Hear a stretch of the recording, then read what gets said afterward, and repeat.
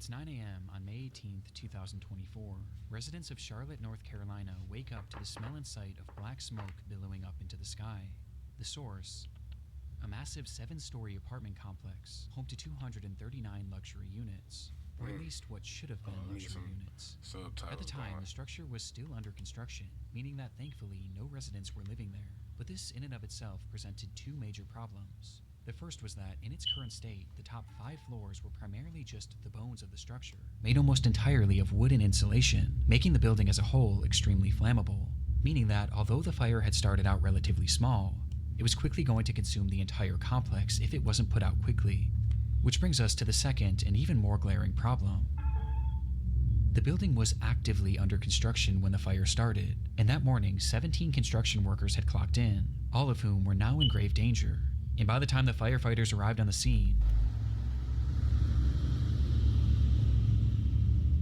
the situation was already dire. And so firefighters rushed in, finding a large group of the employees and leading them out to safety. Though when they made it outside, they made the horrifying realization that they had only found 15 of them. Somewhere within that labyrinth of burning wooden walls, 2 men were left behind, trapped and calling out to anyone who might hear them. That's and these pleas weren't just being made to those on the scene, as in the following minutes, one of the trapped men, 30-year-old DeMonte Sherrill, would take out his phone, open up Facebook, and go live, revealing the horrifying reality that both he and his friend had found themselves in. Somebody say hell, we're in South Park. Help! Dang, boy, I know that shit scary as hell.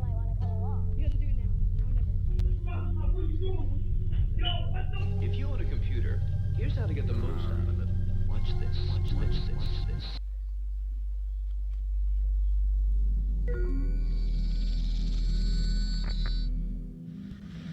Yo, I'm at South Park right now. At work, the building on fire, and I can't get out. Damn. The stream showed DeMonte Sherrill and his friend Ruben Holmes somewhere deep within the prospective apartment complex. crazy. And though the fire hadn't yet reached them, the smoke certainly had, blanketing them in a thick, impenetrable fog, not only making breathing extremely difficult, but also making it nearly impossible for rescuers to see them. It's getting harder and harder for them to see us. We're gonna have to stand out here and see.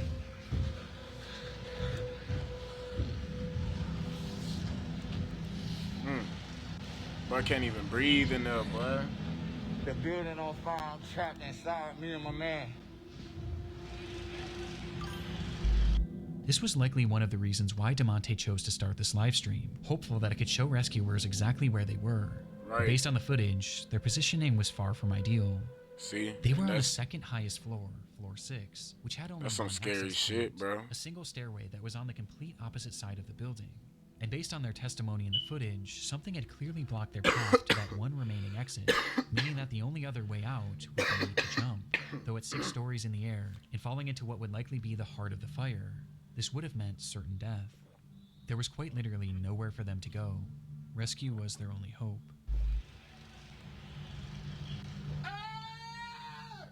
Damn.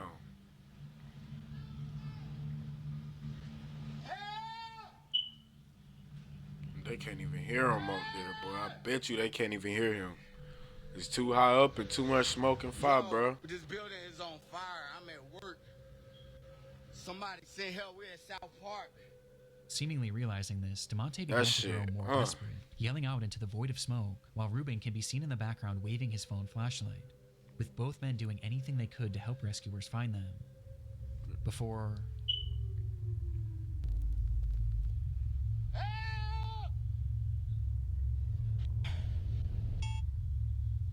the stream abruptly ends.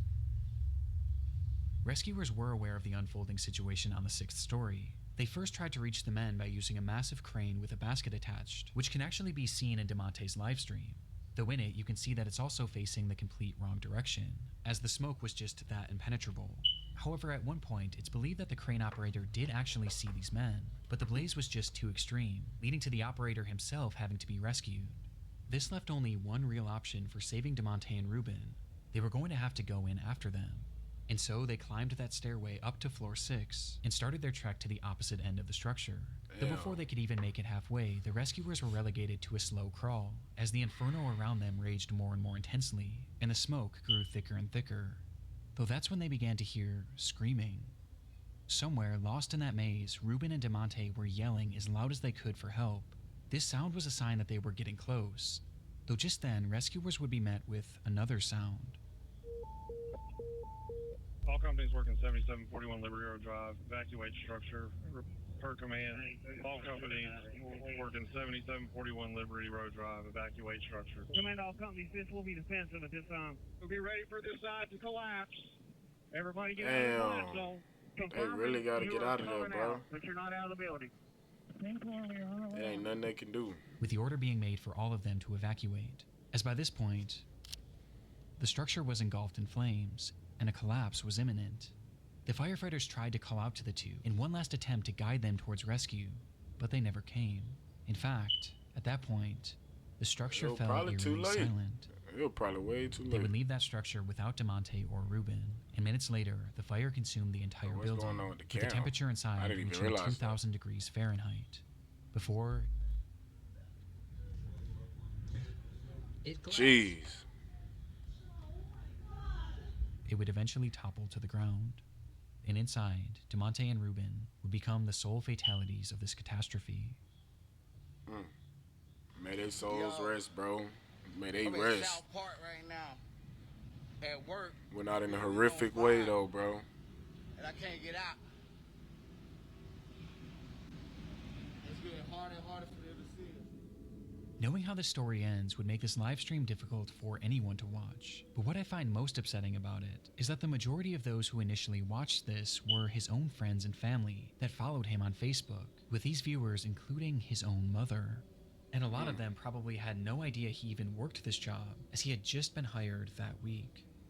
Dang. His mother had also caught the stream as it was happening. Now that's Actually really rushed some over to the bullshit scene. right he there. pleaded with the firefighters to watch the footage. That's really some bullshit. But despite doing the best they could, there was just too much working against them to save DeMonte and Ruben. Following an investigation into the fire, it was discovered that the crew was using an organic foam insulation, which was known to be extremely flammable and produce thick black smoke. And this became deadly when the machine used to spray that insulation caught fire, sending the whole building up in flames. But they had Dang, yet that's to install crazy. any sort of smoke detector or alarm system to alert the crew of a fire. Making matters worse, How the there had been a alarm temporary system set of didn't work? stairs made right where the two men had been trapped, but that stairwell had just been removed in order to make way for the permanent set of stairs. Because of this and a myriad of other issues, the companies involved with this construction were forced to pay a How fine the of alarm system did not $50,000 work? and are currently being sued by the families of both victims. But regardless of the outcome, nothing will ever make up for the loss of DeMonte Sherrill and Ruben Holmes. Facts.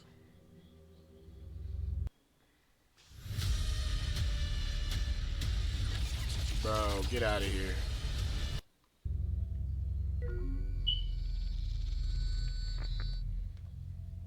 Things were getting concerning.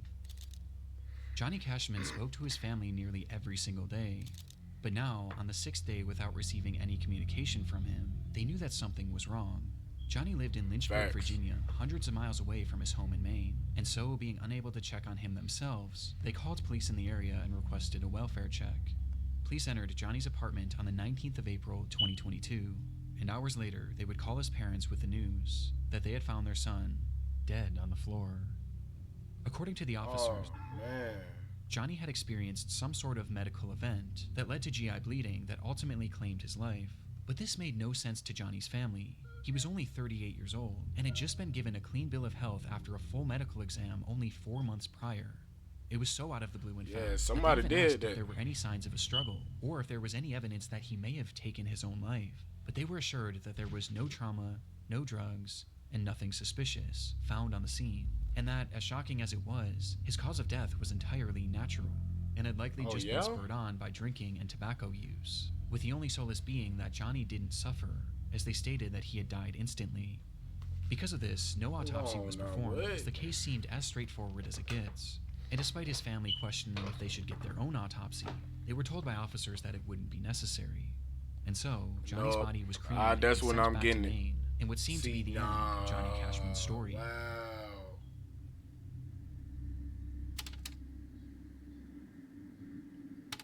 10 10 days That after don't Johnny's body sound was right, bro. discovered, That don't his sit right ex-girlfriend with and me, her bro. That mother make my made their way stomach back to hurt. his apartment in order to retrieve some of her belongings. She knew that re-entering the space was going to be difficult, but ultimately there was no way she could have prepared for what was waiting for her inside. There was blood everywhere. It was pooled in the bathrooms, wiped on doors, spread all over the living space. It was even found on a chair and a banister. Oh my god. But the most horrifying part of it all was the walls. They were covered in splattered blood, which revealed long streaking handprints. Oh my. It was something straight out of a horror movie. And although Johnny's cause of death was deemed That natural, shit weird as hell. what they found in that apartment seemed anything but. Traumatized by what they were witnessing, the pair snapped multiple photos of the bloodshed and ran out of the unit, directly into Johnny's neighbor. This neighbor revealed that they believed something far worse than a medical emergency had happened to Johnny, as they had a security camera mounted to their door which faced Johnny's unit, and on the day of his passing, it captured something incredibly disturbing.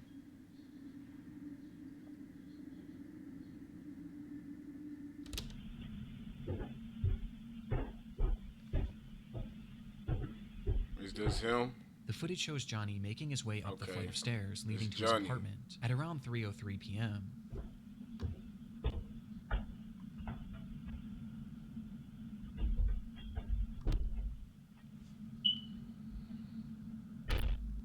Nothing seems out of the ordinary at all, Johnny though going it is noteworthy home. that he was holding an empty glass, perhaps insinuating that he had been drinking.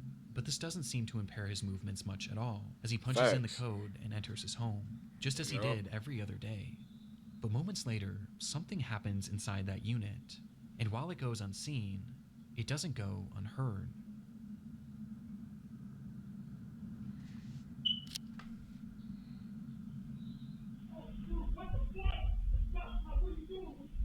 Oh shit. Oh man. Oh hell no, bro. This the creepy shit I be talking about, man. I can't. Oh man. So was somebody in his house already?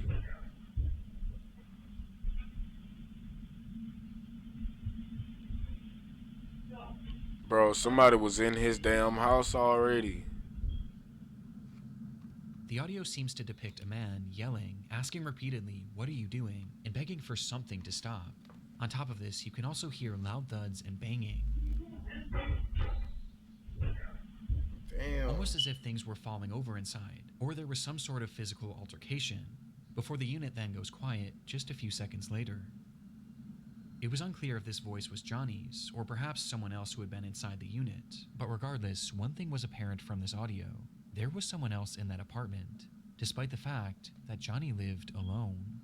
And just 7 minutes later, this unseen person There it go right would there. emerge.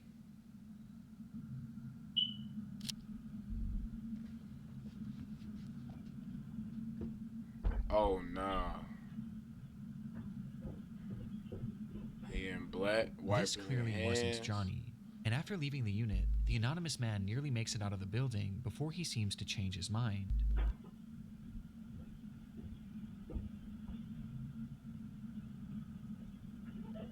Turning around and walking back up the stairs before fiddling with the door handle, touching it only with his sleeve, like he was wiping off his fingerprints.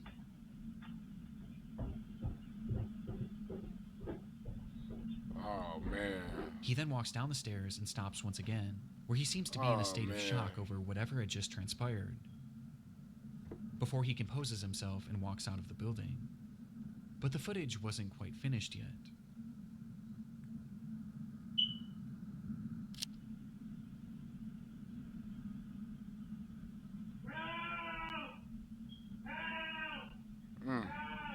He was still alive. Just 1 minute later, you can hear Johnny shouting for help from inside the apartment, to which moments after, he stops, and no further sound or activity would come from Johnny's unit until police arrived 5 days later.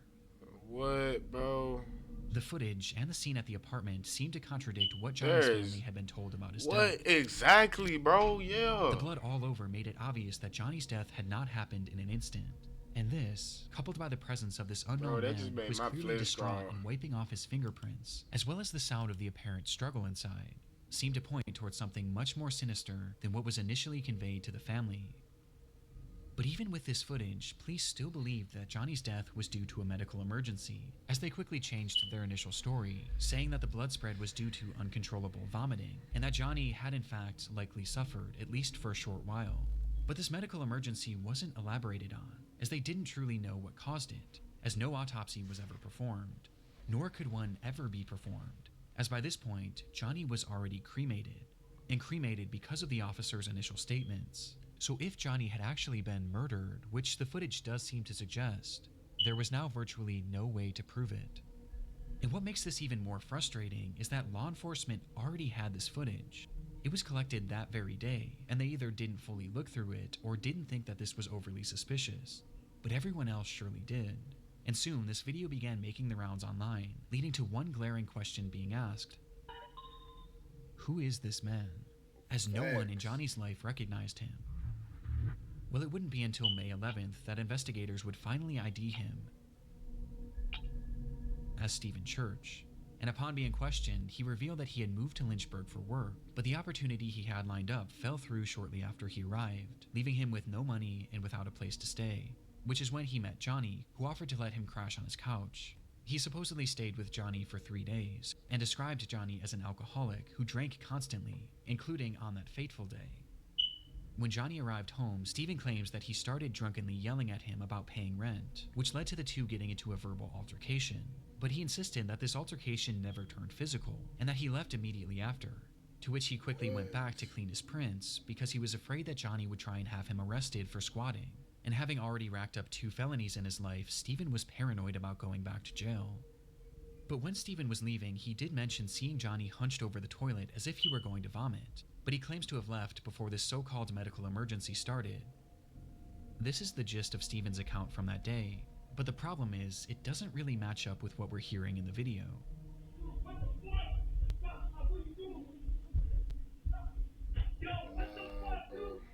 From the footage, we can hear everything going on in that unit, but at no point do we hear any sort of an argument, nor do we hear anything about rent, with the phrases lending themselves more to a physical struggle rather than a verbal one. In fact, the whole time it appears that we're only hearing one voice.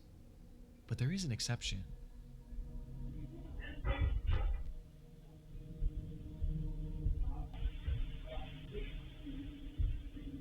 To my knowledge, it's never been conclusively determined whose voice is who in the recording, and either scenario paints a far different picture of what may have happened inside that room. But regardless, this audio makes it clear that Stephen's story was fabricated at least to some degree, as he also fails to account for the loud banging in the background. And because of this, his version of events is generally rejected, with most people seeming to believe one of 2 main theories. The first is that, upon arriving home, Johnny and Stephen had gotten into a physical altercation, resulting in Johnny taking some sort of blow to his abdomen, which in turn triggered or exacerbated this medical emergency. GI bleeds are horrific, and can certainly cause the level of bleeding that was found in the apartment, and perhaps seeing all the blood GI from Johnny, bleed. Stephen started yelling at him, before deciding to run off, fearing That that he would be sounds charged for horrific, murder. bro. This would explain Stephen's demeanor and actions after leaving the apartment, and why he may have fabricated his story, as he knew or knows that he was directly responsible for Johnny's death. And this blow to the abdomen could have easily been missed by investigators, as the injuries would have been primarily Yeah, that could have internal. caused all of the start. The second theory is that upon arriving home, Johnny naturally experienced a medical emergency, leading to this catastrophic GI bleed. Nah. Upon seeing this and perhaps being in a state of shock, Stephen yelled at him, demanding to know what was happening and telling him to stop, That as man perhaps was he was asking moving for around help. the apartment and tracking blood everywhere, which would explain the other voice saying, "I can't stop." I could see how this experience would make no sense to Stephen, and perhaps just having no idea what was happening, he left and tried to make it look like he was never there, as he was afraid of being blamed for whatever was happening to Johnny.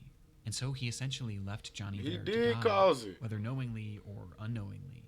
What bothers me about this theory is why 911 was never called, not only by Stephen, but by Johnny too, as his phone was found in the unit with blood on it, implying that he had it in his hand at some point, though it's possible that the massive blood loss just made him too disoriented.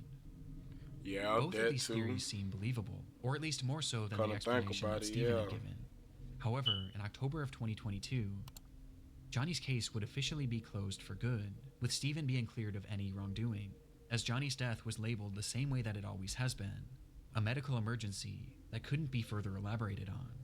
with the most relevant evidence being that Stephen's shoe prints were not found in the blood, but Johnny's were, implying that he had not been part of the struggle. But in my mind, this can be explained by both theories mentioned previously. Though regardless, without the possibility of an autopsy, this is likely where this case ends for good. And see, But that's with the this bull I disturbing was talking footage, about in the I beginning can't help of but it, think bro. that there was more to the story than we may ever know.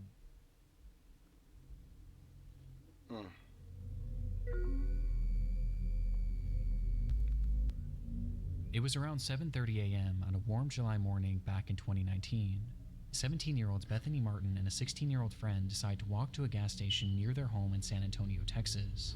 And as the two of them made their way down the road, their path brought them parallel to a drainage ditch, which was often filled with various trash and other discarded material. But on this day, something far more interesting caught their eye. It looked like a man crouching down and leaned up against one of the concrete walls. But the closer they got, the more they realized how unusual his posture was. He looked completely unnatural, and he wasn't moving. And by the time they came face to face with him, the reality of the situation would hit them. They had just found a dead body. Damn. This discovery was enough to traumatize anyone, especially two teenagers, and upon calling the police and being sent on their way, Bethany and her friend would make the long walk back home contemplating what to do next, before they eventually landed on the idea of sharing their experience with the world. And so, as soon as they got in the door, they began to set up lights and their camera in order to film a TikTok.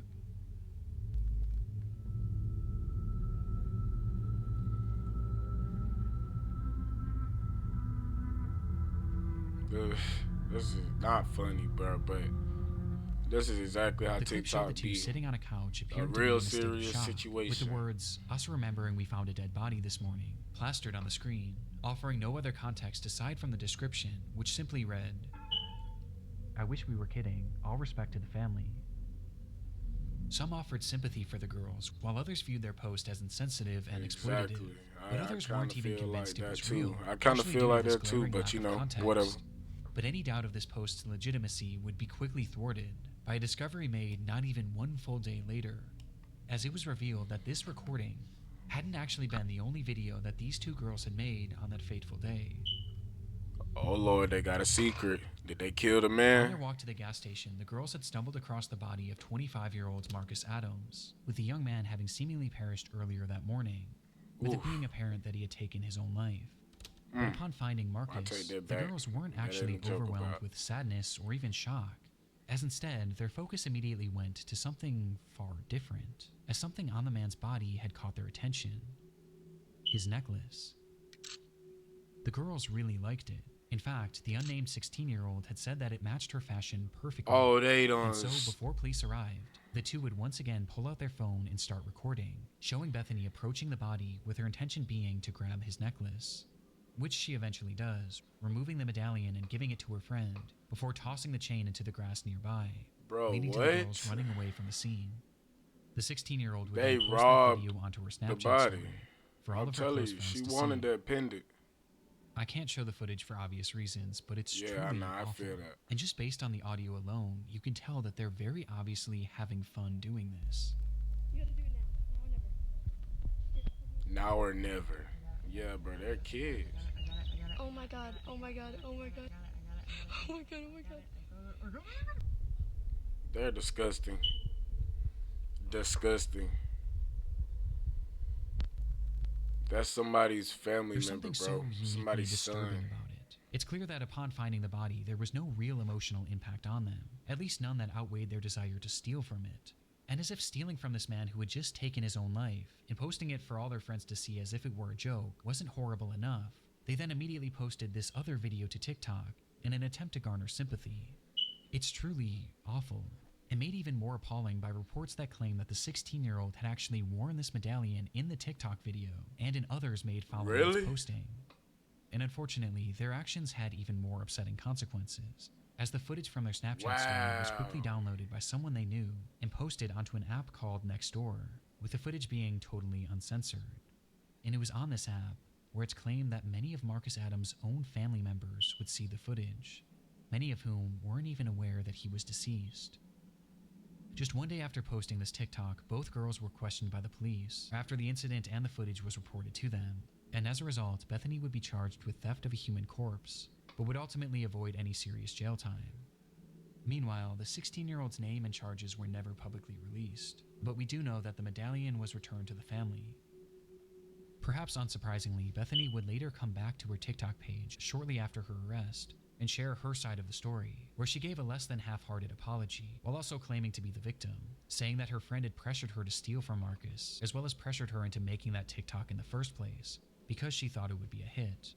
Though obviously this didn't go over well. No.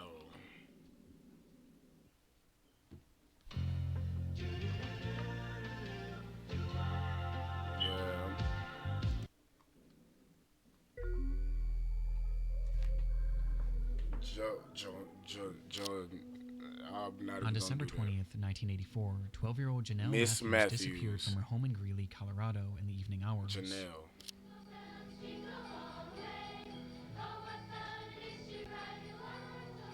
I couldn't say it at first. Earlier that day, she had sung at a Christmas concert with her school's choir, which her parents were unable to attend, as her mother was out of town and her father had gone to her sister's basketball game nearby, leading to Janelle catching a ride home with a friend, being dropped off at her house sometime around 8:15, where she excitedly spoke to her father on the phone, letting him know that she had arrived home safe and sound. Approximately 1 hour later, her father, Jim Matthews, pulled into the driveway to find the garage door wide open, and the house completely empty. Janelle was gone, leaving behind her winter coat and even her shoes, despite it being a frigid, snowy night. And it was within that snow that was quickly piling up that lie one of the only real clues left behind at the scene. Footprints, leading directly to one of the home's windows, insinuating that someone had been... Bro, I just heard some Janelle. crazy, bro. 12-year-old Janelle Matthews disappeared from her Greeley home 1 month ago today. It's believed she's the victim of a kidnapping. She has not been seen or heard from since December 20th. Her disappearance became a big news story almost immediately, with the whole community and really the whole country becoming invested in the fate of this girl, thanks in large part to her being one of the very first milk carton kids, meaning that her face and information about her disappearance was shown on countless milk cartons all across the country to get the word out. And as a result, this case became huge in the mainstream media, as even politicians began to make note of Janelle's story, with then-President Ronald Reagan mentioning the girl in one of his speeches. I learned about Janelle Matthews of Greeley, Colorado, 5 days before Christmas. Janelle disappeared from her home. Though even with this publicity, this didn't necessarily guarantee results, and soon months would turn to years, and eventually to decades. And all the while, Janelle's whereabouts remained a complete mystery. Eventually, the rise of the internet would start to play a key role in this case, where even in the late 2010s, over 3 decades after she had vanished, her case was still being shared and still being discussed, just as it had been 3 decades prior, with it still being a point of contention for politicians, even as recently as 2019. When a man running for governor of Idaho mentioned her disappearance in a Facebook post, 35 full years later. Regardless of Janelle's whereabouts, her case was still very much alive, as the world, and especially Janelle's parents, were haunted by the question, what happened to Janelle Matthews? But sure enough, in late 2019, they would finally get their answer. Bones found in Weld County earlier this week appeared to bring an end to a 3-decade-long search for a missing 12-year-old girl. The Greeley Tribune is reporting they are those of Janelle Matthews. On Tuesday, July 23rd, 2019, at roughly 4:50 p.m., a crew had been digging in an isolated field in Weld County, Colorado, in order to install a new pipeline, when they would uncover the decayed remains of a little girl. Oh, it was Janelle, Lord. still That's wearing crazy. those clothes All that she the had time worn to that her asylum, passed. meaning she had likely died the very day she disappeared, having been killed by a single gunshot wound to the head. Janelle Matthews had been murdered in cold blood, and almost immediately upon finding her body, the police would also zero in on their suspect. The man's name was Stephen Pankey, and at the time of Janelle's disappearance, he had been living in the same general area in Colorado. But by 2019, Stephen had long since fled the area. He as after looked the like crime, he some would kind of eventually pack up deranged seemingly person, out bruh. of the blue and move to Idaho, where when Janelle's body was discovered, he just so happened to be running for governor. What? Well, ain't nowhere in the hell, but ain't nowhere in the hell, but. And during his campaign, Pinky had put out a bizarre Facebook post about Janelle, calling for the Colorado DA to oversee a fresh investigation, as he stated that the local police had wrongly been focused on the theory that Janelle's disappearance was a child abduction and murder, which was quite convenient, as just a few months after posting this, he would be arrested for the abduction and murder of Janelle Matthews.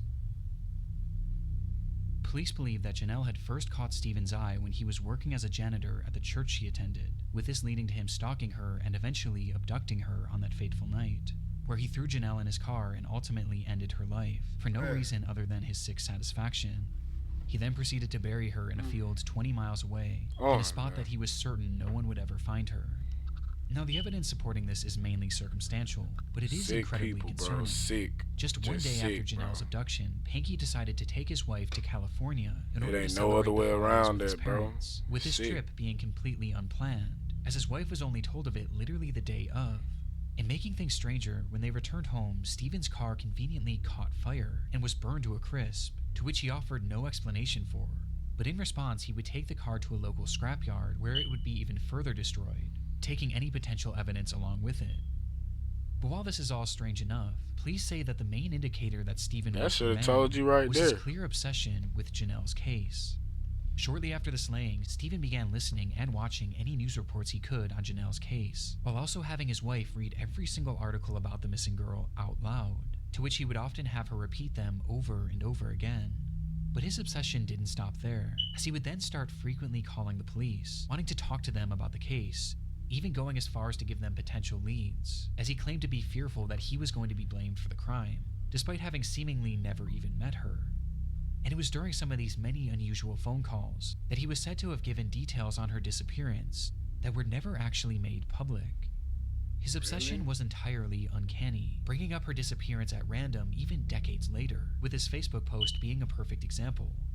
And as it turns out, one of Stephen's most incriminating statements came as a result of something he mentioned in that infamous message. In it, Stephen says that his son Carl had been murdered in 2008, which is in fact true, as the murder was actually fully solved, with it being confirmed that Stephen had nothing to do with it. But when he was mourning the loss of Carl, something unusual happened. His now ex-wife recalled that following Carl's death, Pinky never once cried, until the day before his memorial service, where she watched him from a distance walk up to their son's urn and begin to sob, eventually blurting out, "I hope God didn't allow this to happen because of Janelle Matthews." What? Despite maintaining his innocence to this day, Pinky was sentenced to life in prison with the possibility of parole in 2040. Bro, that's some his conviction crazy coming stuff, bro. 12,634 days after Janelle It Matthews' just ain't no disappearance. way With Pinky's cryptic Facebook post you serving doing as a this dark shit, relic bro. of his twisted obsession that would eventually expose him as Janelle's killer.